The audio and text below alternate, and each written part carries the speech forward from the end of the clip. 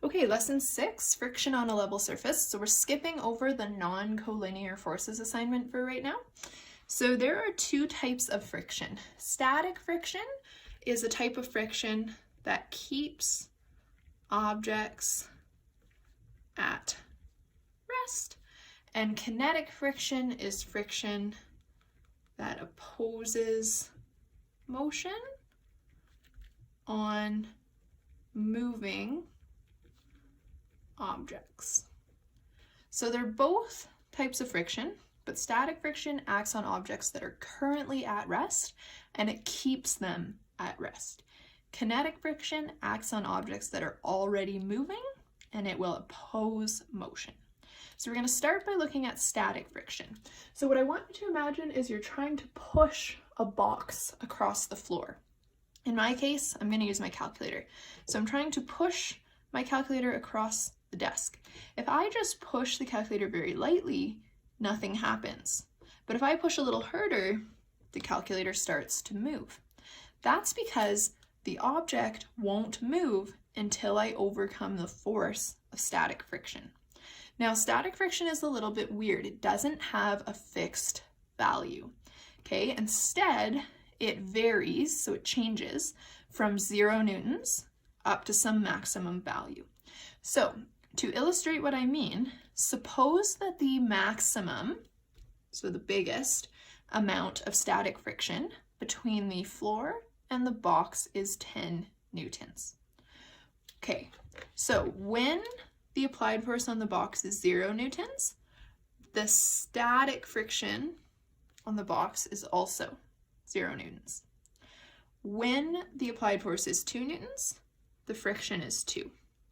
When the applied force is 4, the friction is 4, and so on. Okay, friction is kind of like a copycat force. So friction will copy whatever the applied force is. However, when we get to an applied force of 11 newtons, well, the maximum force of friction was only 10. So friction will try to match this 11 newtons, but it can't because its biggest possible value is 10.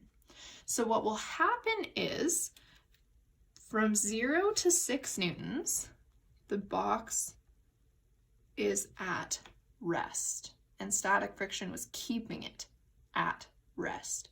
But as soon as I push with 11 newtons, because I'm pushing a little bit harder than friction can push back, now my box is going to start to move. So if I draw this in graph format, let's say that this is the force of friction here in newtons, and this is the applied force in newtons. They're going to match each other, so as the applied force goes up, friction goes up as well, until I hit that maximum value, and at that time, the friction will level out. So right here, this is 10 newtons of applied force, and this is 10 newtons of friction. Once I get to, say, 11 newtons of applied force, the friction is still only 10 newtons. Okay? Now, to keep our math simple, we say that the maximum value of the static friction is reached the instant the object starts to move. So even though this isn't quite true, we are going to say that as soon as I push the box with 10 newtons of force, because the maximum friction was 10 newtons, the box will start to move. In reality, I have to push with slightly more than 10, but how much more than 10 is debatable? 10.1, 10.01, 10.0001.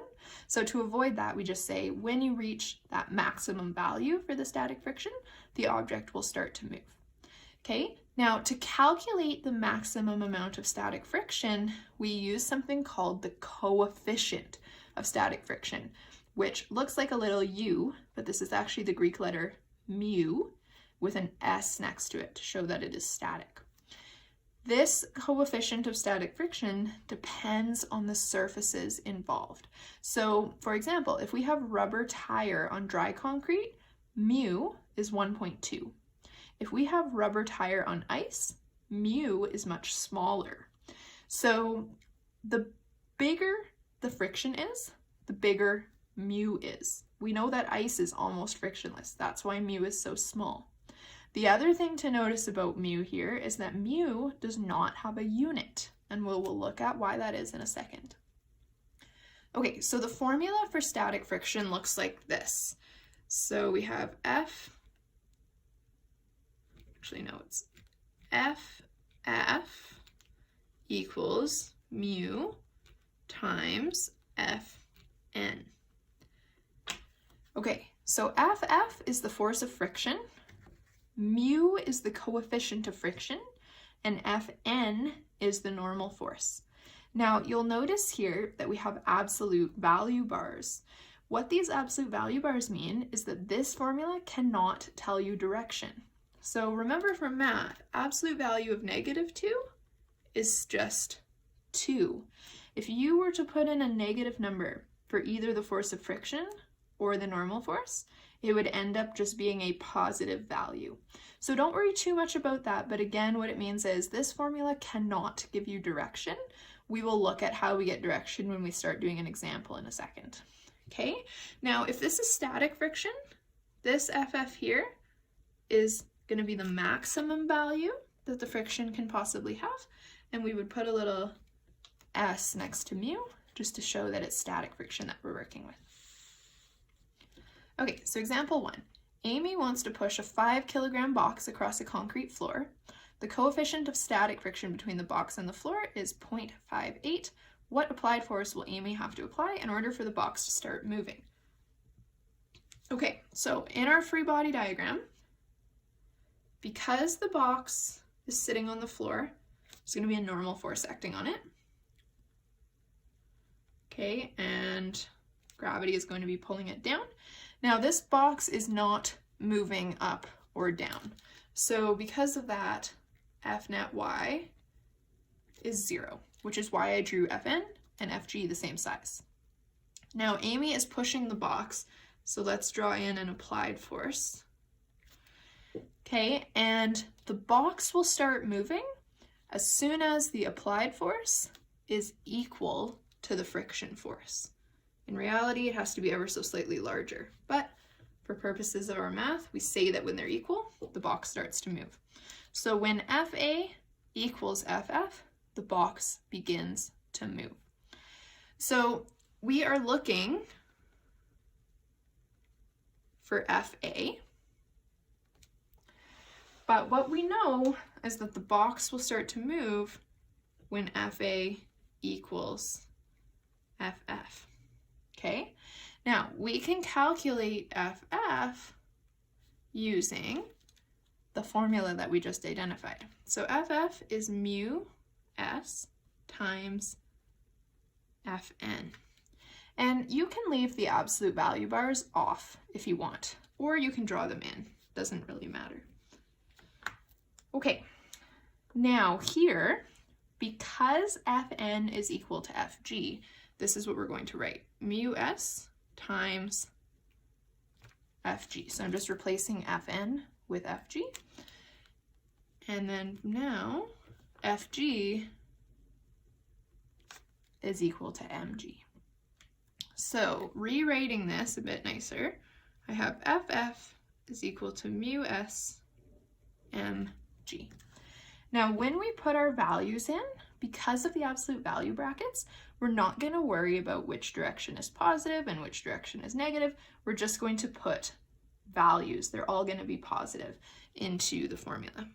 So Ff is going to be equal to mu, which is 0.58, times m, which was 5 kilograms, times g, which is 9.81 meters per second squared. And so to calculate that, 0.58 times 5 times 9.81, and that's going to be 28.449 newtons. And so that's the force of friction, but that's also the applied force that Amy will have to use. And so I'm just going to write it up here because I'm out of room. To 2 significant digits, Amy will have to push with an applied force of 28 newtons in order for the box to start moving. Okay, now let's talk about kinetic friction.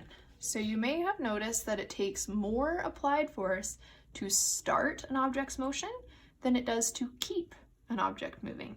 So if you're pushing like a grocery cart or something, to get that grocery cart moving, you have to push a little bit harder than you do to keep it moving. And this is because the force of static friction is larger than kinetic friction.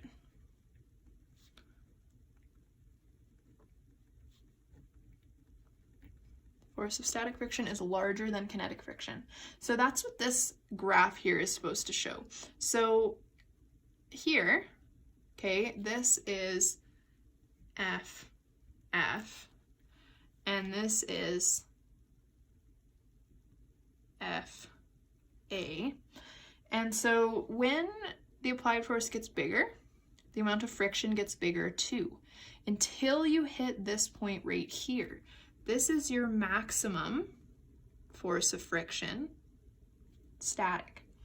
When you hit your maximum force of friction, remember before we said that the object would start to move?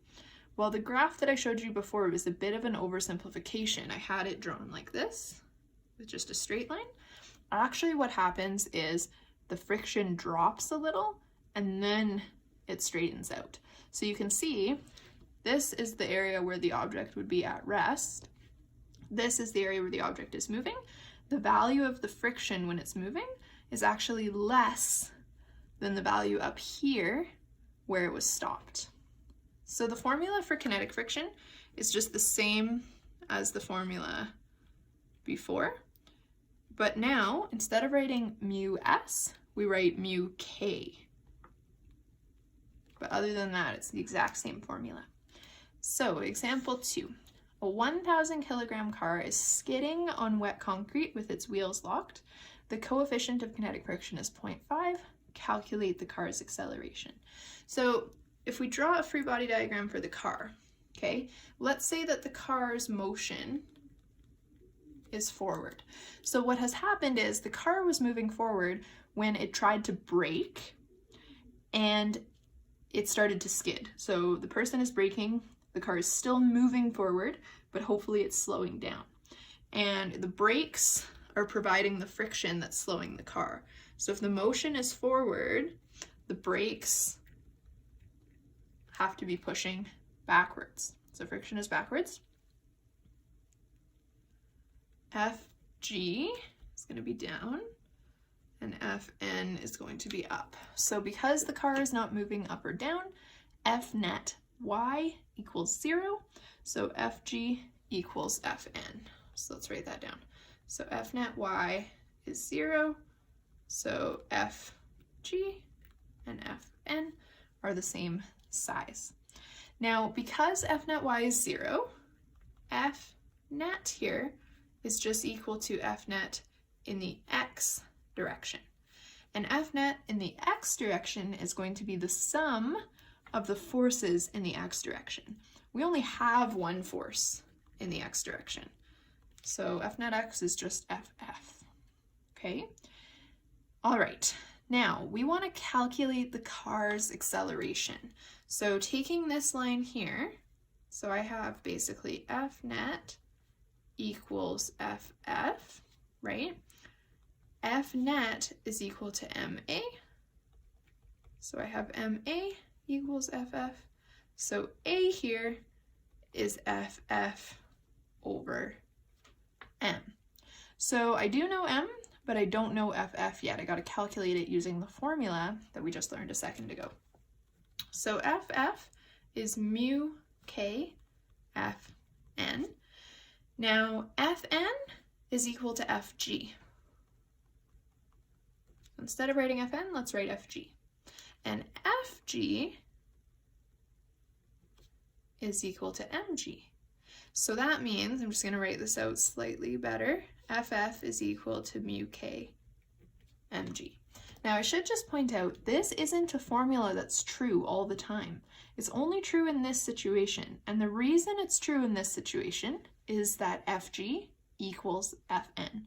When we start to get into problems later where Fg and Fn are not equal, then you cannot do what I just did.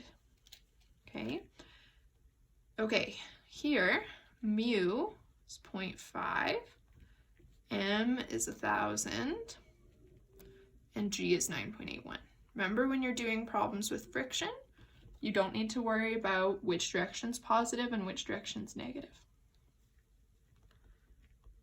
So here we have 0.5 times 1,000 times 9.81, and that gives us 4,905. Whoops, I put a negative in there where I shouldn't have. Just ignore the negative there. Newtons. Okay, now going back up here, 4,905 newtons over 1,000 kilograms.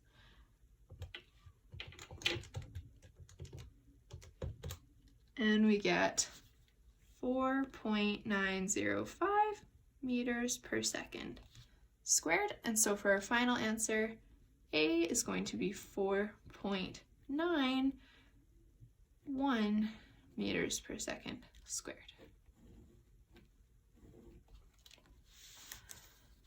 Okay, last one. An applied force of 20 newtons is needed to drag a 10 kilogram sled across a snowy field at a constant speed. Calculate the coefficient of kinetic friction in this situation. So free body diagram, Fn is equal to Fg. Let's say the applied force is forward, which means that the friction force is going to be backwards. And so because the sled is not moving up or down, F net y is 0, which means Fn equals Fg here. And because the sled is moving at a constant speed, F net x is also 0. So Fa equals Ff. So now we need to work with our formula, which says Ff is equal to mu Fn, which is mu Fg. Because here Fn is equal to Fg, I can do that. If they weren't equal, I would not do that. And Fg is mg. Okay, so what I've got, putting these two things together, Fa equals mu mg. So mu is going to be Fa over mg. So it's going to be 20 newtons over 10 kilograms times 9.81. So we get 20 over 10 times 9.81. And that means that we get mu is equal to 0.203. Now, if we look at our units, kilogram meters per second squared gives us newtons. So up top we have newtons, and on the bottom we also have newtons. Newtons cancels newtons, leaving us with a unitless answer. So we get 0.204 as mu.